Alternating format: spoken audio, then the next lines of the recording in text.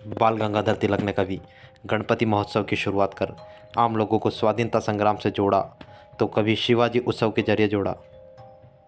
वह मुहर्रम के जुलूस में भी शामिल होते थे, जिससे लोगों को आज़ादी का महत्व समझाकर अंग्रेज़ों के खिलाफ खड़ा कर सके।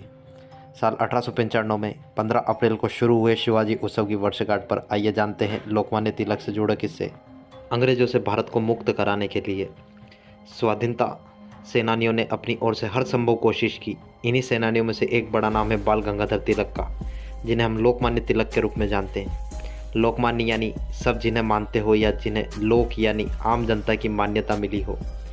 ऐसे ही भी क्यों नहीं, देश की आज़ादी की लड़ाई को आम जन से जोड़ने के लिए लोकमान्य तिलक का काम ही ऐसे करते थे। कभी उन्होंने गणपति महोत्सव की शुरुआत कर आम लोगों को स्वाधीनता संग्राम से जोड़ा, तो कभी शिवाजी उत्सव के जरिए जोड़ा।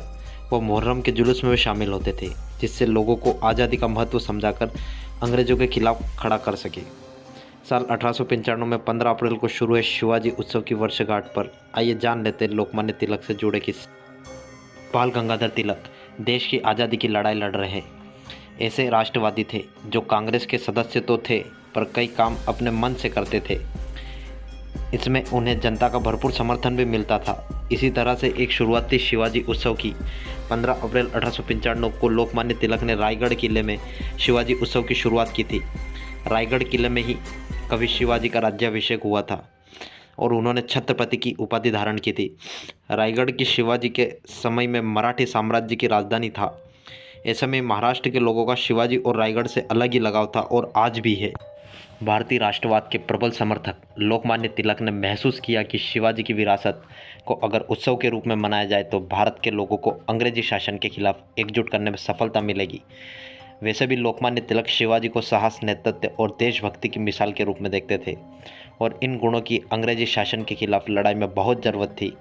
इसके अलावा तिलक का मानना था कि शिवाजी के नाम पर उत्सव के जरिए भारत के लोगों में गर्व और एकता की भावना भरी जा सकती है, जो जाति, धर्म और भाषा के आधार पर बटे हुए थे। इसलिए उन्होंने शिवाजी उत्सव की शुरुआत कर इसका इस्तेमाल लोगों तक भारतीय राष्ट्रवाद का संदेश पहुंचाने और अंग्रेजों के खिलाफ उन्हें खड़ा करने के लिए किया। शिवाजी उत्सव से पहले लोगों को देशभक्ति की भावना से ओतप्रोत करने के लिए बाल गंगाधर तिलक गणेश उत्सव की शुरुआत कर चुके थे। हर साल गणेश चतुर्थी पर देश दुनिया में मनाए जाने वाले गणेशोत्सव को घरों की दहलीज से निकालकर सार्वजनिक मंच पर स्थापित करने का श्रेय तिलक को ही जाता है। इस उत्सव की शुरुआत भी रोचक कहानी। बताया जाता है कि साल 1892 में लोकमान्य तिलक बॉम्बे से पूना, अब पुणे लौट रहे थे। ट्रेन में उन्हें एक सन्यासी मिला।